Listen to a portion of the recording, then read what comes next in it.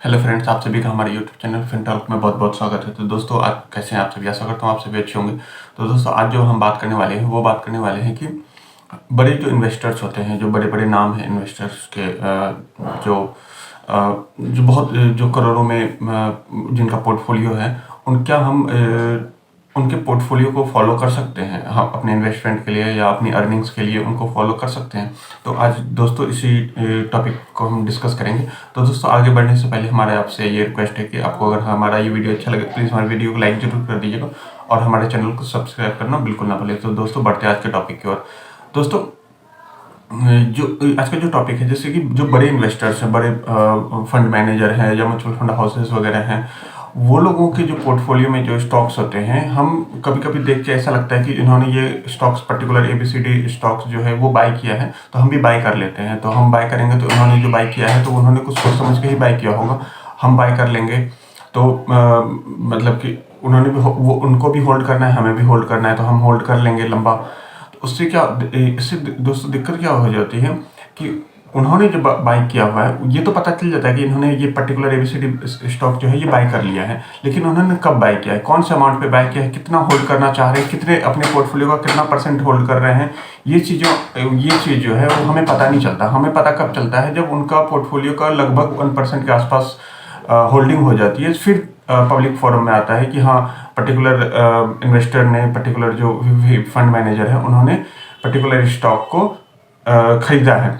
तो वो खरीदा है, वो कब से खरीद रहे हैं, किस अमाउंट, जब स्टॉक का प्राइस कौन से लेवल का था तब से वो खरीद रहे हैं, आपको ये नहीं पता चलेगा। आपको बस ये पता चलेगा जब उन्होंने खरीद लिया है, उनके पोर्टफोलियो में लगभग 1% से ऊपर के पोर्टफोलियो पर्टिकुलर स्टॉक्स हो चुका है। फिर और उन जो बड़े इन्वेस्टर्स होते हैं उनका पोर्टफोलियो में अप्रॉक्स में मतलब कि कम या ज़्यादा हो सकता है, लेकिन एवरेज 50 के आसपास स्टॉक्स होते हैं। तो क्यों होते हैं 50 स्टॉक? क्योंकि उनका पोर्टफोलियो बहुत बड़ा होता है, वो बहुत बड़े अमाउंट को मैनेज कर रहे होते हैं। हमारे पास उतना अमाउंट है नहीं, और हम 50, अगर हमारे पास थोड़ा सा अमाउंट है और हम उनमें 50 स्टॉक लेने लगे तो बहुत 50 स्टॉक ठीक से ले भी नहीं पाएंगे, हमारे पास इतना ही सही पैसा होता है। और उसके बाद जब वो उनके पास एक बहुत बड़ा फंड होता है, और उस फंड की वजह से उनको 50 स्टॉक या 50 से ऊपर के स्टॉक्स को रखना कंपलसरी होता है कि हाँ, रखना पड़ेगा, क्योंकि उनको बहुत सारा फंड मैनेज करना है। तो मतलब कि डाइवर्सिफाई करनी है।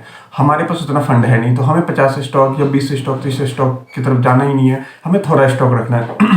जब थोड़ा स्टॉक रखना है तो अब उन्होंने जो 50 स्टॉक लिए हैं, तो उनके पोर्टफोलियो का वो 1% है, आधा % है, 1% है। हम अपने पोर्टफोलियो का आधा % 1% उस स्टॉक में बाय कर भी लेंगे तो हमें क्या ही मिलेगा। तो हमारा जो है पोर्टफोलियो, जैसे कि हमें generally 5 stock, 10 stock, 15 stock, depend कि हमारा कैपिटल कितना है, उस हिसाब से हमें लेना होता है। और उनके पास 50 स्टॉक है, 60 स्टॉक है। फिर उन्होंने किस अमाउंट से बाय करना, मतलब स्टॉक का प्राइस किस लेवल का था, तब से उन्होंने बाय करना शुरू किया है। और अभी वो अच्छा खासा अमाउंट उन्होंने बाय करना शुरू किया है, तो अमाउंट तो बड़ी, मतलब कि स्टॉक का प्राइस तो बड़ी हो। अब हमें पता चल रहा है कि हमें पर्टिकुलर इन्वेस्टर ने ये स्टॉक्स बाय किया हुआ है, तो हमें यहाँ खरीद लेना चाहिए।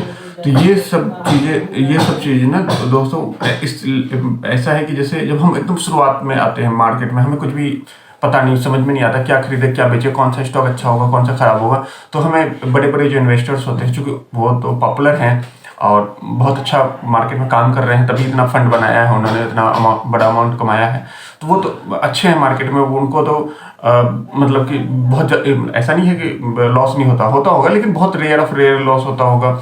अच्छा फंड मैनेज करते हैं, अच्छा पैसा लगाते हैं, और मार्केट की समझ बहुत अच्छी है उनकी, तो हम उनको फॉलो करने लगते हैं। तो उनमें बस वही यही दोस्तों दिक्कत होती है कि हमें पर्टिकुलर उनको फॉलो करने में हमें ये पता चलता है कि ABC स्टॉक उन्होंने बाय किया है, हमें कुछ टाइम के बाद पता चलेगा जब उनका प्राइस बढ़ चुका होगा। तब बढ़े हुए प्राइस में हम कहाँ जाएंगे बाय करने, और कब, और मान के चलिए हमने बाय कर लिया, फिर वो कब एग्जिट कर जाएंगे हमें पता भी नहीं चलेगा। बहुत टाइम के बाद हमें पता चलता है कि पर्टिकुलर स्टॉक में वो एग्जिट कर चुके हैं, तो इस चक्कर में हमारा लॉस ही होता है। और दूसरा दोस्तों कि वो जो खरीदते हैं स्टॉक्स, वो खरीदते हैं अपने पोर्टफोलियो का 1% 2%, और हाँ, हमें खरीदना है लगभग 5% 7%, क्योंकि हम बहुत ज़्यादा डाइवर्सिफाई नहीं करेंगे, जो हमारा फंड कम है, उनका फंड बहुत ज़्यादा है, तो इसलिए उन्हें उसे फंड को डाइवर्सिफाई करना है। तो ये इशू, मतलब ये जो इशू होता है, इसी के कारण हमें बड़े इन्वेस्टर्स को फॉलो नहीं करने में फ़ायदा रहता है। हम बेटर रहेगा कि हम हाँ, अगर आपको नहीं समझ में कुछ आता, आपको कैसे इन्वेस्ट करना है, तो मेरा जो एवरग्रीन है, सबसे अच्छा मतलब कि जहाँ पे कि मुझे ज़्यादा सोचना समझना नहीं पड़ता, वो हम इंडेक्स फंड को मानते हैं। इंडेक्स फंड में आपने एसआईपी करनी शुरू कर दी। पहला तो इंडेक्स फंड, दूसरा उसमें एसआईपी, तो लॉस होने के चांसेस मतलब कि बहुत ज़्यादा रिड्यूस हो जाता है। और हम जब इन्वेस्ट करते हैं तो हम लंबे टाइम के लिए मतलब कि जब हमने इन्वेस्टमेंट करना शुरू किया तो लंबे टाइम को सोच करके किया, तो उससे ये फ़ायदा हुआ कि लॉस होने के चांसेस कम। इंडेक्स फंड है तो वो उसमें डाइवर्सिफिकेशन, स्टॉक से डाइवर्सिफिकेशन ऑलरेडी है ये। और दूसरी बात, उसका जो एक्सपेंस रेशियो है वो भी कम है, हमें एनालिसिस करने की ज़रूरत नहीं होती है। तो ये बहुत सारे कारण होते हैं कि इंडेक्स फंड सबसे बेस्ट होता है। और कोई कहते हैं रिटर्न कम और ज़्यादा हो सकता है।